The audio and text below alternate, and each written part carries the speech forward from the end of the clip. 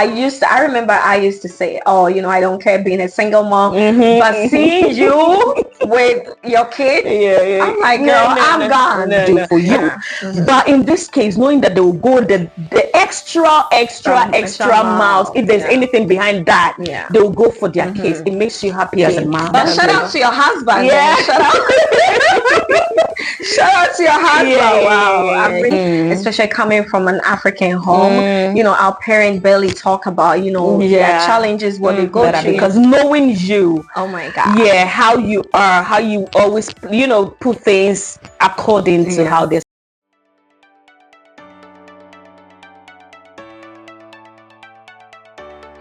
Hi guys, welcome back to another episode of the 2H podcast with Harriet and Henrietta. Thank you all for tuning in. If you're new to the channel, please don't forget to subscribe to the channel, like the video, share and comment. And also don't forget to put on your notification button for our next video so you'll be the first person to watch it. And thank you all. We love you guys. Thank you for supporting the channel. Thank you.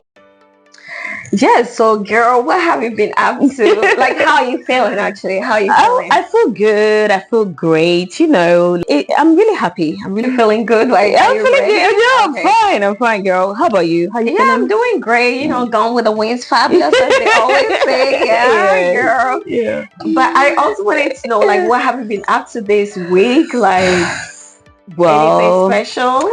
It's been the normal rounds, with kids and here and there working and taking care of the home and basically kids. It's been a good week by the grace of God. It's been a good week. It's been a good week. Amazing. Yeah. How about your week?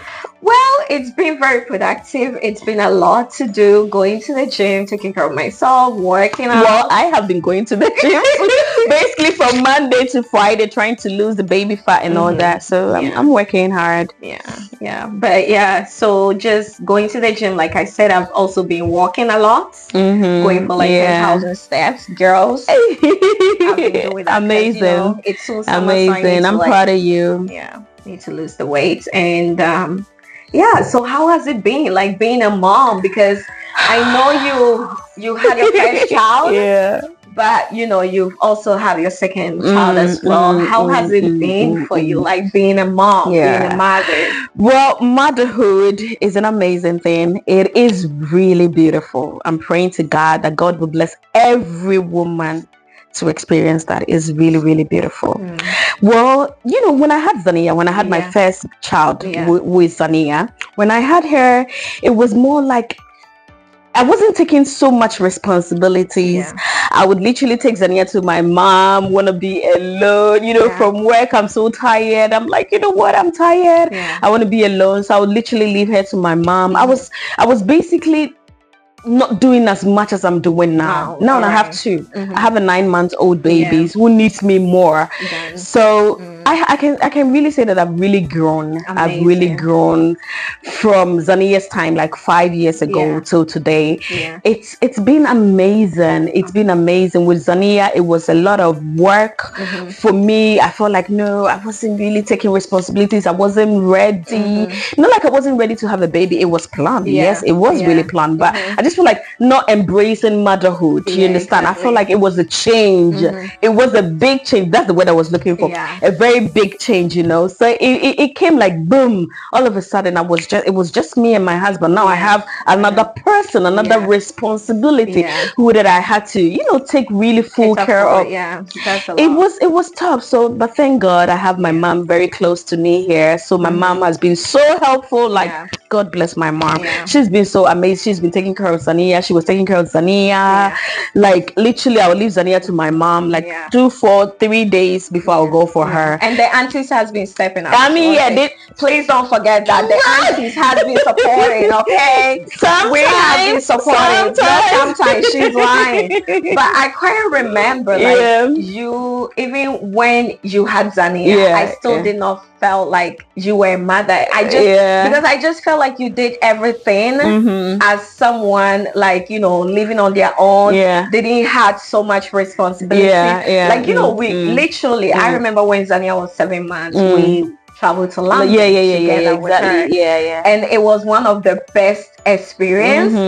It was interesting because like, you know, most of the time traveling with your sister is just you and your sister, but now you have like a baby with you and the challenge that comes with it. I remember like, you know, we went to different shops.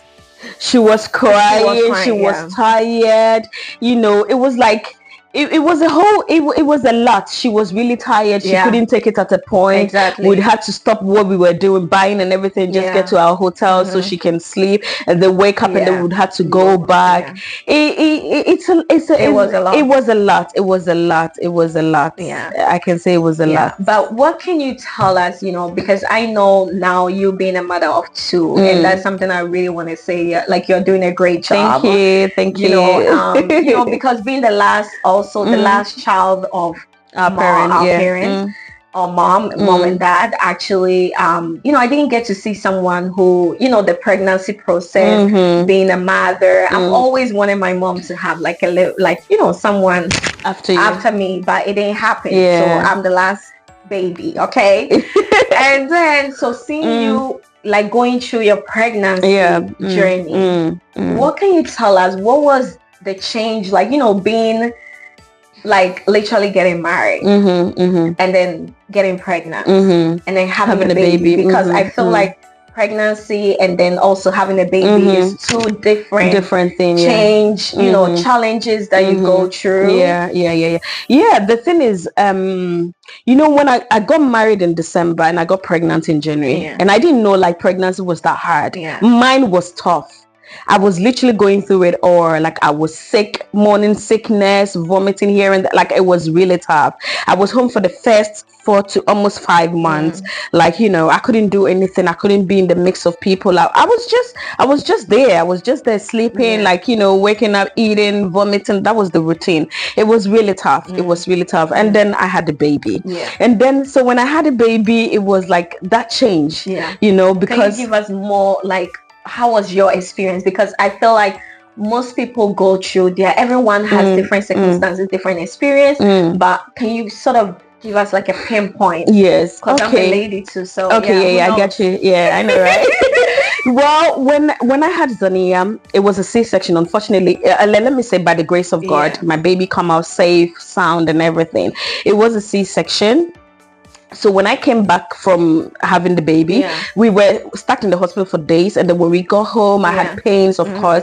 So the first 4 months was like, I was depressed. But you know, being an African girl, like being a strong girl that I always say I am, I didn't want to, I couldn't even talk about it to my mom, my husband, like, and I had my whole family. I had my sister, my mom, my bag, like basically everybody around. My house was a full house every day. So my daughter was like how many months old. I had the help and everything. I think I didn't even know that was depression. Let me put it that way, because every time Zania tried to suck my breast, I'll get into that mood of sadness. I'm literally sad. I didn't know what it was until I spoke to my midwife. And then I spoke to her. I told her, you know what, this is how I'm feeling. And I don't know if I should continue, you know, breastfeeding, or what should I do? And she advised me that if I feel that way, how bad does it get? So she wanted to know. And I was just like, I said, okay, we spoke. I remember we spoke, but I don't really remember exactly what.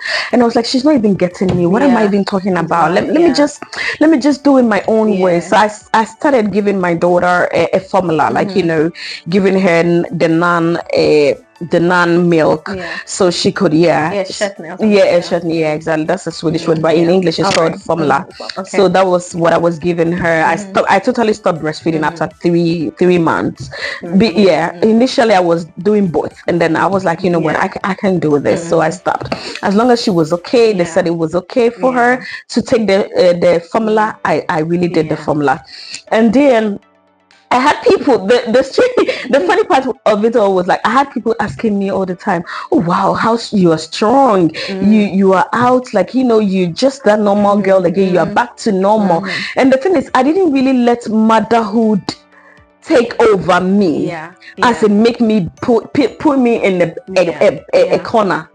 I took over. Like I was like, I'm back to the street again. Like I'm back to Harriet again. I'm back to working no more, partying, doing every other thing, with my family and friends. And basically I was out there, and I got people even asking me, oh, are you sure you're gonna have more kids? You don't look like you wanna. I was like, of course I'm gonna have more kids, but it doesn't mean that I should go out looking, because I have a baby, I should look a certain type of way, So in that aspect, I really embraced the world, like as to how to take care of myself. Yeah, but before you continue, I just wanted to know, like during like you going through, because as you said, when you gave birth to Zania, we all were there. The family was there, absolutely, 24/7 to support and everything. But then, you never ever expressed like what you were going through. I think I told you guys later. I think on. It was later on. I think when you got pregnant with your second. That was when I was your second child, and I think we were having a conversation, and then you open up. You were like, okay, this was what I was going through, And I feel like even though you were going through that, you still were not able to pinpoint like, okay, this was how I was feeling. And I feel like that's what comes with depression as well. Like when you're going through it, sometimes you don't even realize it. That's what I was saying initially. I couldn't even point that it was depression. Or maybe you could not even pinpoint like how you were feeling. I couldn't explain that feeling. Exactly. I couldn't explain that feeling. That's all right. I couldn't explain that feeling. I felt like something was not normal, something was wrong. But what was it? I couldn't put my hands on what was really wrong. Wow. It was an amazing experience. But how were you able to overcome that? Because when you give birth to Zania, and then like I remember like when she was like 7 months, we went to London. Even before that, me and my husband traveled to Greece. Exactly. When she was like 5 months. 5 months. Yes, I remember you guys went to Greece without her. And then after that, we went to London. London together. But you never expressed that. Like, how were you able to overcome like this whole, because I know change is inevitable, like you can't avoid change, right? At the end of the day, to like whilst you're going through change, you're also facing challenges at the same time. So as a mother of two, I really wanted to ask you, like, how since you've had two kids how are you embracing motherhood? Oh, amazing. Like amazing. I feel like I'm really a mom now that I had my second child. When I had my first one, like I said initially, it was like I was ready, but I was not prepared. Let me put it that way. I wasn't ready for all that was coming with being a mom, because of course it was something new for me. So it was gonna take time, and it did take the time that it needed to take. But now that I have two girls, I'm a mom. Okay, I'm a mother. That's amazing. Like I'm embracing it. When I had Zania, in Sweden, you have like a whole 1 year to kind of stay home and be with your kid, your child. So your child started the daycare, and then you can, of course, go back to work. I couldn't wait. I was so eager. I wanted to go back to the street and work. I stayed just 4 months. I stayed just 4 months, and then I had to go back. I was in a hurry to go back. I felt like, I was losing myself, basically. But then when I had Zayden, girl, I stayed home for almost I stayed home for like 9 months before I went back to work. And I just started working again anyways. So, But then I also wanted to ask you, as a person that is single, me, I'm single, okay? What advice will you give to me? Because I'm single. I know in the future I want to have kids. I don't know how many kids, but maybe 1, 2, 3, who knows, whatever, maybe 4, right? So what advice will you give to me? What can you tell me to be more prepared? I know everybody might have different experience, challenges, change, whatever it is. But in your case, and me being your little sister, what advice will you give to me? Okay, what I would tell you, one, is to take one day at a time. All right. Don't ever rush it. Don't ever like, when you have kids, don't ever like feel like, oh, you need to rush back to your normal routine. Okay. No, you are not going to make that decision. The baby is going to make that decision. When he has to wake up, when he has to sleep, when he has to, eat and all that. So you have to work around his or her time, the baby's time. That's amazing. That's one thing you shouldn't forget. Wow. And secondly, don't lose yourself because you had a baby. Yeah. No, don't. I mean, pick back the pieces, put them together. I know you can do it.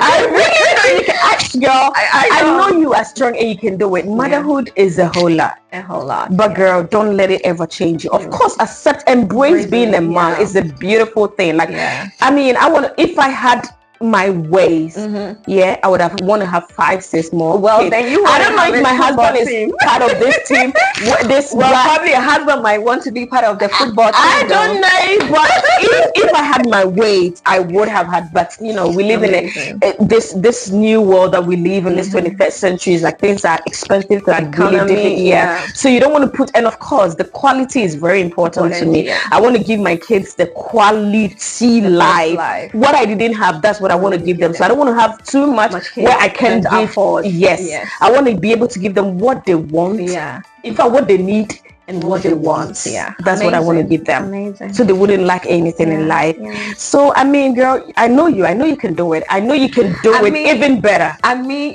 sometimes knowing the kind of person you are. I know that, but and thank you for that. Thank you for even believing in me that I'm gonna be a great mom. Okay. But at the same time, sometimes it scares me because I've seen you. I remember I used to say, oh, I don't care being a single mom. But seeing you with your kid, I'm like, girl, I'm gone. No. It's not a joke. You should pray for a supportive husband. You should pray for. One thing I always say now is like, I don't even care about who my husband is. Yeah. I care more about who my kid's dad is. Yeah. And I'm so happy that they have that kind of father. Yeah, the supportive dad. Yes. Trust me, like it's even beautiful to see that your kids and their dad are bonding on some level. That even you, because when you are with this person, you know this person, you know what he can do and what he cannot do for you.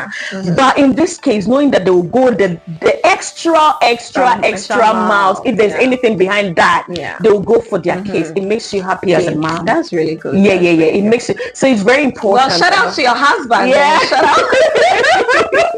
Shout out to your husband. Wow. He's amazing. He's an amazing father. And because of that, I want to have 2 more. Wow. Then guess we on our way to the football team. My mother-in-law and especially my mother-in-law, she's like, oh, have 2 more. My mom is like, oh, 1 more is okay. But my mother-in-law is like, have 2 more, have 2 more. Yeah. So she here in the Italy. Well, we might be having some football team here in Sweden, Stockholm, okay? Plus, when we add yours, probably I'm not gonna be able to have all that. I've always wanted to have more kids, maybe like 3, 4. Yeah. I think my idol has always been 3. Like I've always told you, but at a point, you remember, I was like, 2 is okay. I'm done. But we'll see. We'll see. Like I said, the quality for my kids is very important. Thank you so much for sharing. Like I really, because to have this conversation, it's not easy, especially coming from an African home. Our parents barely talk about, their challenges, what they go through, in the pregnancy journey. Like having kids, those kind of experience, they barely share that with us. So I'm really happy to have you as my sister. That we get the chance to also talk about this and embrace the challenge that comes with it, the growth that comes with the transition, all that.